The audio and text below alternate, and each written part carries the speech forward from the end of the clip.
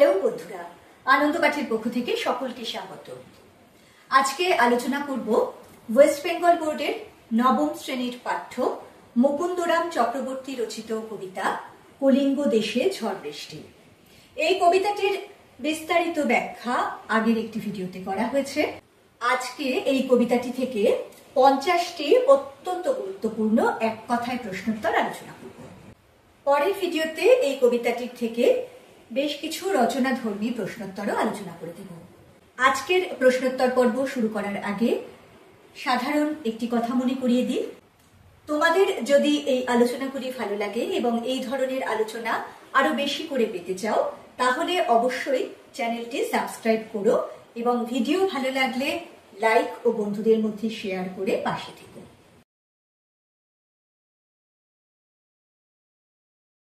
চলে আসছি আজকের প্রশ্নোত্তর পর্বে। প্রথম প্রশ্ন, চণ্ডীমঙ্গল কাব্যধারার শ্রেষ্ঠ কবি কে? চণ্ডীমঙ্গল কাব্যধারার শ্রেষ্ঠ কবি মুকুন্দরাম চক্রবর্তী। 2. মুকুন্দরাম চক্রবর্তীর জন্মস্থান কোথায়? বর্ধমান জেলার দামিন্না গ্রাম। 3. মুকুন্দরাম চক্রবর্তী কোন সময়ের কবি? মুকুন্দরাম চক্রবর্তী ষোড়শ শতকের কবি। আর বাংলা সাহিত্যের ইতিহাসে যুগ বিভাজনের হিসেব যদি ধরা হয়, তাহলে বলতে হবে তিনি ছিলেন মধ্যযুগের কবি। 4. মুকুন্দরাম চক্রবর্তী কোন রাজার সভাকবি ছিলেন? রঘুনাথ রায়ের। 5 নম্বর প্রশ্ন, শ্রী কবিকঙ্কন কার উপাধি? বলা বাহুল্য মুকুন্দরাম চক্রবর্তীর উপাধি ছিল শ্রী কবিকঙ্কন। 6. চণ্ডীমঙ্গল কাব্যটি অন্য কি কি নামে পরিচিত? চণ্ডীমঙ্গলের আরো বেশ কিছু নাম আছে, সেগুলি হলো অভয়া মঙ্গল, চণ্ডিকা মঙ্গল, কবিকঙ্কন চণ্ডী, অম্বিকা মঙ্গল ইত্যাদি। 7. কলিঙ্গ দেশে ঝড় বৃষ্টি চণ্ডীমঙ্গল কাব্যের কোন খণ্ডের অন্তর্গত? আখেটিক খণ্ড। 8. মঙ্গল কাব্য কয় প্রকার ও কি কি? মঙ্গল কাব্য প্রধানত 4 প্রকার: মনসা মঙ্গল, ধর্মমঙ্গল, চণ্ডী মঙ্গল ও অন্নদা মঙ্গল। 9. কলিঙ্গ কোন অঞ্চলের প্রাচীন নাম ছিল? উড়িষ্যার। 10. চণ্ডীমঙ্গল কাব্যে নবগঠিত রাজ্যটির নাম কি ছিল? গুজরাট। 11. না পায় দেখিতে কেহ, কি দেখতে পায়নি? রবির কিরণ। 12.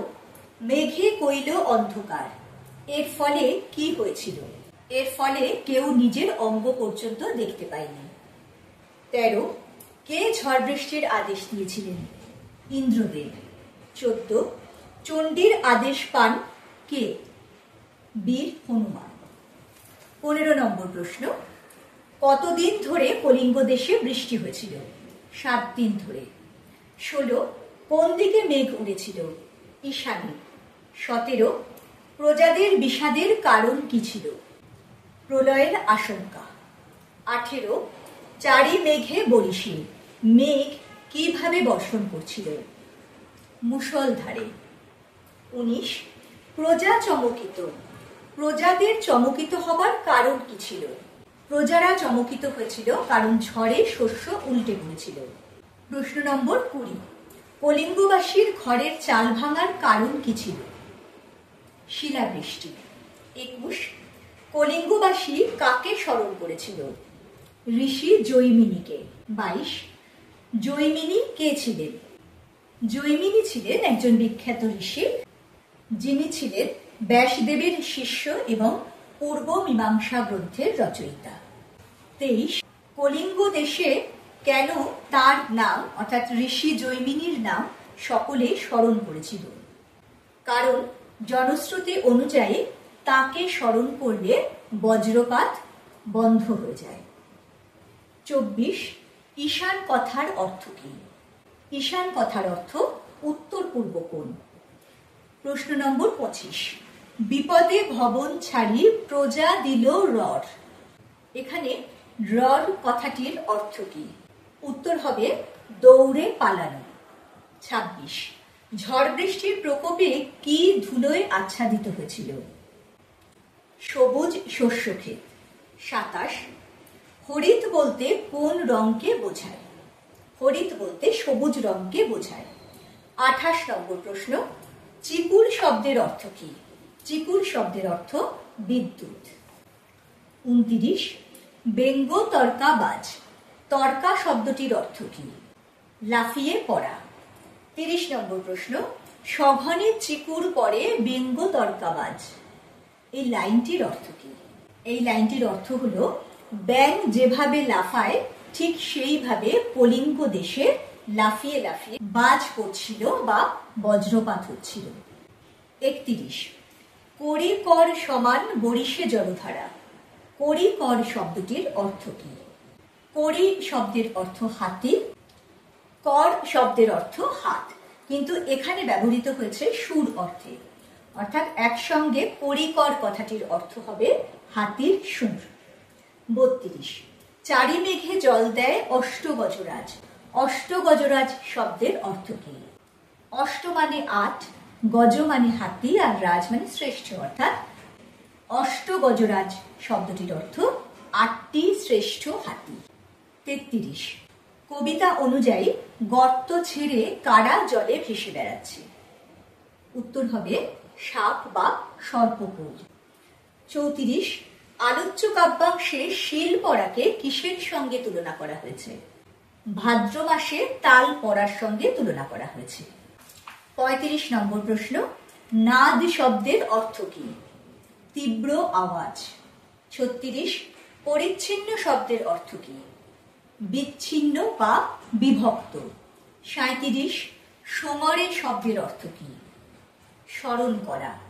38, হুড়হুড় দুরদুর ঝনঝন এগুলি কি ধরনের শব্দ? এগুলি ধন্যাত্মক শব্দ। 39, কবিতায় উল্লিখিত চাল শব্দের অর্থ কি? কবিতা অনুযায়ী চাল শব্দের অর্থ হল ঘরের আচ্ছাদন বা ছাউনি। 40 নম্বর প্রশ্ন, কবিতা অনুসারে কি ভেদ করে শিল পড়ে? কলিঙ্গবাসীর ঘরের চাল ভেদ করে শিল পড়ে। 41, কবিতায় কোন মাসের উল্লেখ আছে? কবিতায় ভাদ্র মাসের উল্লেখ আছে। 42, বীর হনুমান কার আদেশ পেয়েছিল? বীর হনুমান দেবী চণ্ডীর আদেশ পেয়েছিল। 43, কবিতায় কি কি ভেঙে খান খান হয়েছে? মঠ, অট্টালিকা।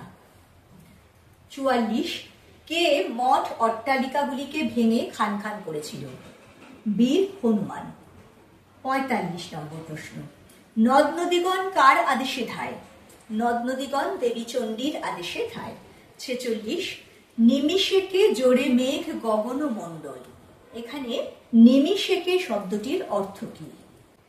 মুহূর্তের মধ্যে। 47, জলে মহি একাকার হওয়ার ফলে কি হয়েছিল? জলে মহি একাকার হওয়ার ফলে পথ হারিয়ে গেছিল। 48, মহি শব্দের অর্থ কি? মহি শব্দের অর্থ পৃথিবী। 49, চারি মেঘে বরিশে। 4টি মেঘের নাম বলো। 4টি মেঘের নাম হলো সম্বর্ত, আবর্ত, পুষ্কর এবং দ্রোণ। 50 নম্বর এবং আজকের মতো শেষ প্রশ্ন, আলোচ্য কাব্যাংশে চণ্ডীমঙ্গল কাব্যকে কি নামে সম্বোধন করা হয়েছে? উত্তর হবে অম্বিকা মঙ্গল।